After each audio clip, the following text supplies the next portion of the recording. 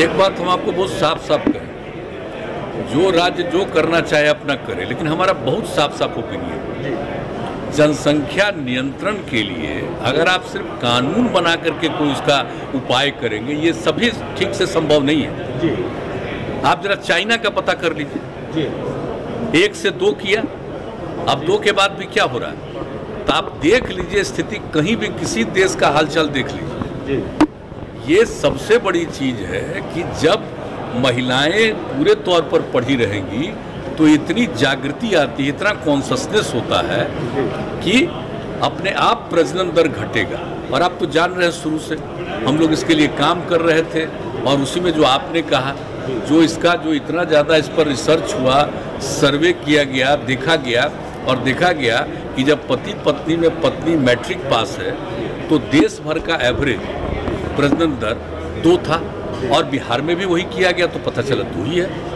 लेकिन अगर +2 तक पढ़ी हुई है, इंटर पास है, तो देश का उस समय आया 1.7 और बिहार का आया 1.6। उसी समय तो यूरेका की भावना आई ना, हमको लगा कि भाई इतनी बड़ी चीज़ है, ये तो प्रजनन दर को कम करने के लिए, और बिहार में कितना ज़्यादा आप जानते हैं। तो देखिए, इससे काम शुरू करते करते घटते घटते 4 के ऊपर था, अब उससे घटते घटते 3 के पास पहुंच गया। लेकिन ये पूरे तौर पर होगा तो हमको पूरा भरोसा है कि 40 तक, हमको जो लगता है, मेरा अपना व्यक्तिगत जो हम पूरा का पूरा करते हैं कि 2040 तक जरूर ये वृद्धि नहीं रहेगी और उसके बाद घटना शुरू होगी। तो इस तरह से जब बात है तो हम लोग तो इसी पर काम कर रहे हैं। लेकिन बहुत लोग रखता है खाली कानून बना देंगे और उससे हो जाएगा, तो वो तो अपना सोच है अपना।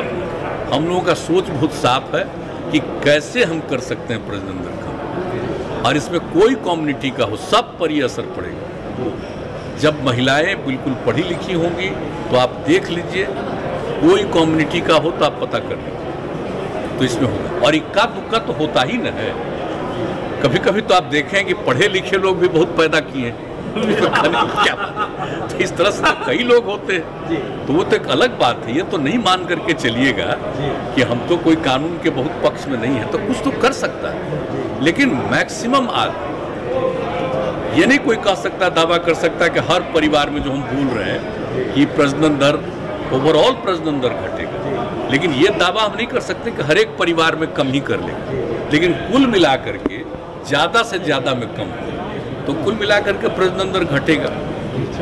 तो इसलिए हम लोगों का तो यही राय है। बाकी हमको तो अब अलग अलग राज्य का है, लोगों का अपना अपना सोच है, तो अपने ढंग से करें। लेकिन हमको जो लगता है कि इससे कितना इफेक्टिव हो रहा है, मैंने मैक्सिमम न बिहार का था प्रजनन दर, तो कितना घटा है और कितना तेजी से घट रहा है, ये साधारण बात नहीं, बहुत अच्छी बात है।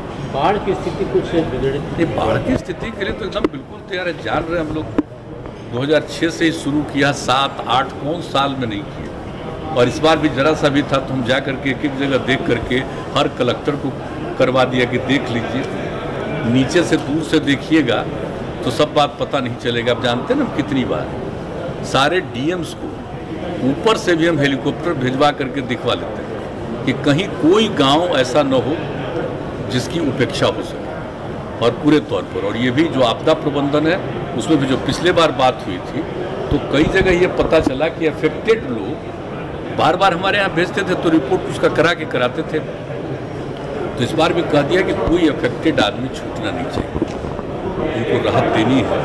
तो इसलिए ये सब हो रहा है, एकदम कॉन्शियस है, पूरे तौर पर देखा जा रहा है, इसलिए हर तरह की सहायता दी। एक अंतिम सवाल मुख्यमंत्री जी, दिल्ली हाई कोर्ट का हाल में ये ऑब्जर्वेशन है कि देश में अब समय आ गया है कि कॉमन सिविल कोड होना चाहिए, और सुप्रीम कोर्ट लगातार 1985 से कई बार यह कह चुका है सुप्रीम कोर्ट की ओर से कि देश में कॉमन सिविल कोड का समय आ गया है।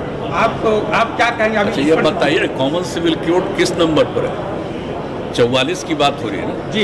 47 भी देख लीजिए जी, जो हम लोग नशाबंदी लागू किए हैं यहाँ जी, तो इसी तरह से और चीज़ पर भी ना ध्यान देना चाहिए जी, हर चीज़ पर तो ध्यान देना चाहिए जी। ये सब चीज़ तो खैर इस पर हमको कुछ नहीं कहना है।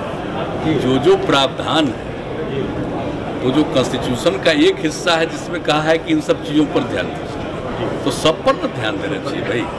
तो वहाँ से भी होना चाहिए कि पूरे तौर पर बिल्कुल शराबबंदी पूरे देश में हो।